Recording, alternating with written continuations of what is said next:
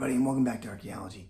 My name is Dr. Bill Farley, and I'm just sort of checking in today to do a short, off-the-cuff video, real low effort here, just to speak about a recent tweet from a friend of the podcast and a frequent caller, Jimmy Corsetti, aka Bright Insights.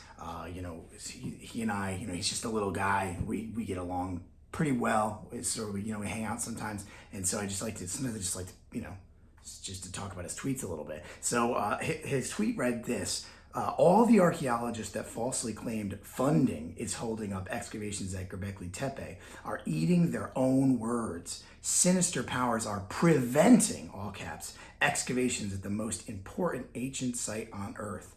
Free Göbekli Tepe. And then I just have this other reply to that said, because it doesn't back a Jewish supremacy storyline. That's probably irrelevant, probably has nothing to do with the reason that Jimmy blocked me on Twitter. But anyway, I want to use this as a segue to talk about the idea of funding, and not necessarily in the way that Jimmy's talking about, because this tweet is nonsense, and the video that followed on from it was really hot nonsense, which he tried to make this connection to the World Economic Forum based on a guy who gave a speech once who may have also visited the site. I don't know, it was extremely pretty hard to follow and didn't make a whole lot of sense to me. But associated with that, I have seen a whole lot of misconceptions being expressed online and elsewhere about this idea of funding. Where does the money for archaeology come from? And how, as archaeologists, do we make money? Because there seems to be this idea that we're all like rich or whatever, and we have like tons of money and these lucrative deals, and that money is somehow relevant to why we're not able to express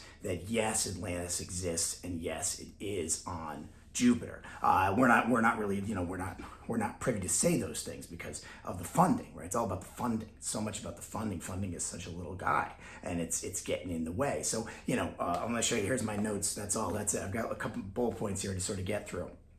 Let's talk about some of the most common claims that I sort of see from folks on the internet who generally don't necessarily know what they're talking about, or are in good faith asking questions about it. So to either one of you, to the good faith folks who just want to know about this stuff, and the bad faith folks who are going to make fun of my hair or whatever, let's get into it. So let's talk about grant funding first. I think maybe the most common misconception I see, or something I see people say, is that archaeologists need to lie about the past, because otherwise the gatekeepers will remove our grant funding. So I don't want to engage with that too seriously, because that's goofy as hell, right? I don't even know. I don't know, right? Well, there to some extent you have to throw your hands up about that. But maybe I could just give you the real deal with grant funding. Very few archaeological projects are funded with grant funding. There's not a ton of money out there for archaeology. There's some. There's the National Science Foundation, if you're in the US, does give out money for grants. Wenner-Gren is an anthropological funding agency that does all the subfields of anthropology, so they don't just do archaeology. That's a very small amount of that goes to archaeology. And whatever, there's a few more. You could sort of Google it around, but it equates out to a pretty small amount of money for doing archaeology for the entire globe, right? So I would say, some small percentage, certainly less than 10% of archaeology done, certainly in North America, is paid for with grant funds. So already that's kind of makes these points moot, because if so few of the projects being done are grant funded, then how does a control over grant funding actually move the needle on the kind of archaeology that can get done and is allowed to be out there? So that's sort of my first point right there. But I'll say that even for those grants that are given, and this is not rocket surgery here. I'm not the first one to say this. I don't think this is the first time I've ever said this on this channel. But grant funding usually benefits from novelty, right? So this idea that grants are given out to people who are doing doctrinarian work or who are supporting long-standing expected notions of archaeological thought and our understanding of the past is actually like bullshit. It's just ass backwards completely. The reality is that grant funding, it tends to go towards novel projects, exciting projects that seem kind of big and new and exciting. So the idea of like a granting agency like the NSF not granting somebody who had actual genuine evidence of like an Ice Age Pleistocene civilization is it's goofy. It's goofy as hell. It's goofy as hell. Again, you know, he's just a little guy, so I don't know. Whatever he wants to say, I guess. Another second kind of really funny one that I hear a lot is about books and journal articles. So there's another one of the other gatekeepers that might be out there are the publishers, right? People who make decisions about publishing, or peer reviewers or editors of journals or whatever. These people who kind of get in between the kind of free-thinking archaeologists who want to write about Atlantis, and they prevent them from doing that, right? Because they control the money. Well, the reality is, and this might be shocking, honestly, to some of you, we don't get paid a dime for any of that, right? Not in journal articles. Journal articles, we do that for free, and that's not to say that it's not a big money business. Some of the big publishers,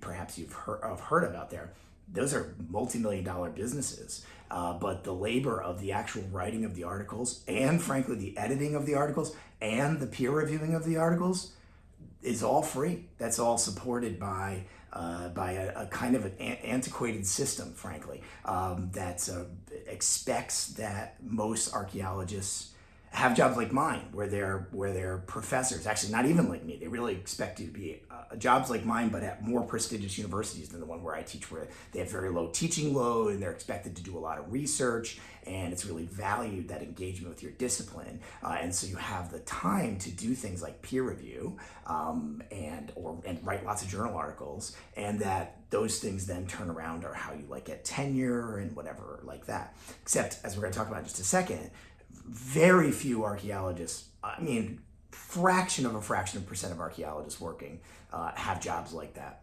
Again, I'm not even necessarily including myself in that. I'm closer to that. I do get some credit from my job for doing things like peer review or writing journal articles. Like that is a thing that's valued in my job, but I'm not expected to do a ton of that because I have a very high teaching load because of the kind of university that I teach at, which it's not a complaint, by the way. I love where that's what I like to do. I'm a teacher. First and foremost, that's what I want to do. But I also love doing research. I wish I had more time for it, frankly. But we do that for free. We don't get a dime for that. Doesn't matter how many times you get cited. Doesn't matter how many times your article gets downloaded. Doesn't matter. Doesn't matter how much money the publisher makes off of it. And I should say, by the way, when we talk about publishers, let's say we're talking about American Antiquity. That's the Journal of the Society for American Archaeology, which is a great boogeyman in the among the little guys that I've been talking about. Your Jimmys, your Graham boys, your Dandy Dunker, that fucking guy. Those dudes. They like talk about the SAA a lot. Well, you might think to yourself, oh, they're publishing American Antiquities. They must make money after that. Nope. American Antiquity is actually published by Springer, which is a enormous multinational corporation. The SAA simply hosts the journal, and they don't make any money off it. They don't get any money from that. So that's the money doesn't get back to us off of that. Books as well. Hypothetically, you can get paid for writing a book as an archaeologist or any kind of academic, right? Any kind of scholar. Realistically, you don't. Again, you're supposed to write books for the same reason. It's supposed to help you get tenure. It's supposed to help you, raise your prestige and all that kind of stuff. These kind of soft things are the reason that that's the labor manipulation of why we do this shit. And also just because we want to, and absolutely corporations are taking advantage of that as well as a way of exploiting labor. But books, similarly, right? You put hundreds, maybe thousands of hours of your life into writing a book, and you publish that book, and it's comical how little money you might get from that. Even somewhat commercially successful books, you might get. I had an old professor who liked to tell a story every year about how he used to brag to his sons, and he would say, "Listen, I'm a published author, right? I'm a scholar, right? I'm an author. I've written books, real books made of paper, thick. Look at that, I can pick it off the shelf. It's a book, right? I did that. And their sons would go, "Whoa, that's real impressive, Dad, whatever you say." And then one day he was really going to show it to him, and he got in the mail his check, his paycheck from the publisher. And he brought it in to his sons. He said, "Here it is. Look at this. Now I'm going to show you something you really appreciate. Here's the dollars and cents of those books that I wrote." And he opened up the letter and he starts reading it. And it starts with, I apologize to inform you of this, but our policy is that we actually don't write a check unless you've earned more than $20 in a year on your book. And so this year you earned, whatever it was, like $11.37. So, we'll roll it into your check for next year. So his book that he had written, he made $11 in a year on that. So I'll make more money than that on this YouTube video. Which is maybe that'd be a very successful YouTube video for me on this small potatoes. Unlike your boy Jimmy doesn't have any financial incentives with his multiple million subscribers. None. Nope. Your clicks, he doesn't get anything from that. It's not like he gets AdSense dollars. It's not like he has brand placements in his videos. It's not like no, none of that. No. It's not the $600 you're going to spend to go to the Cosmic Summit or whatever the hell that thing costs. No, those guys don't have any financial incentives. It's the $11.37 that you got last year from your book sales. That's the marionette strings pulling tight on our publishing. Okay, so it raises this sort of question: who are these gatekeepers, right? For Jimmy and Graham and these guys' ideas to be correct, that we're all being manipulated financially. Who are these supposed gatekeepers that are saying we're not going to give you any money unless you are holding to the old ways? The reality is, there are no gatekeepers like that. Nobody has that kind of power. They really don't. I mean, I think it would make maybe more interesting kind of argument to come from like something about popularity or your acceptability, or like whether you get made fun of at conferences or something. Those are much more meaningful control factors for me than whether I get paid for my research. Because again, I don't get paid for my research. My job pays me to do research. They literally don't care what I do. I can do whatever I want. They don't care. That's kind of one of the cool things about working for a university, right? I can write about anything, including stuff that's, if I wanted to do conservative stuff, if I wanted to write about Atlantis, if I wanted to write books just like Graham's, the university would be fine. No, they don't care. They don't really care as long as I do my job, right? So I'm not going to do that because that's fucking stupid, but that's, I could if I wanted to. I just wanted you to know that I could. So the actual funding mechanism, again, I know I've talked about this on this channel before, but the actual funding mechanism for the vast majority of archaeology, and I know you've heard this before, is actually through the industry of cultural resource management, CRM, right? That's not just in the US, it's other places as well, but every country is a little bit different.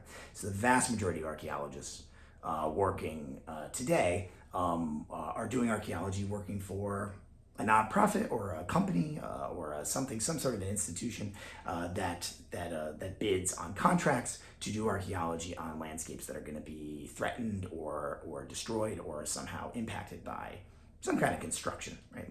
Infrastructure or something like that.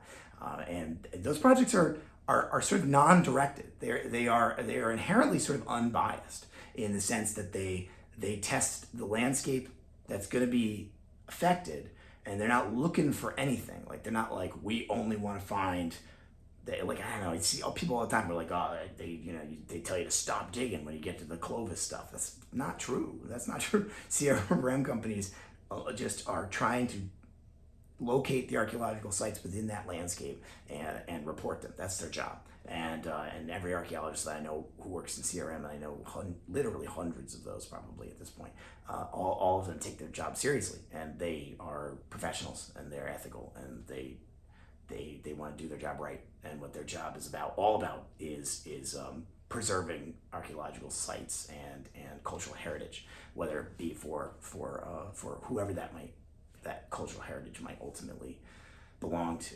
All kinds of different interesting ethical discussions we could have about that.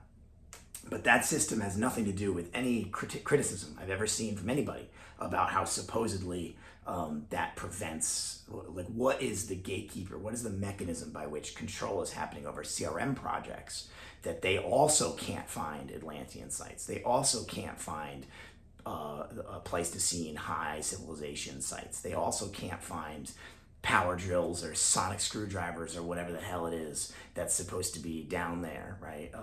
You find that TARDIS down there or whatever. I don't know. I don't really understand. I've not heard anybody really take a crack at trying to criticize that, even though that's actually how almost all archaeology is done in many parts of the world, including in North America, right? So ultimately, what's the takeaway from all of this? What's my kind of big takeaway? I don't really have one other than, as always, I would say if you are really curious about something, you should listen to people who know what they're talking about.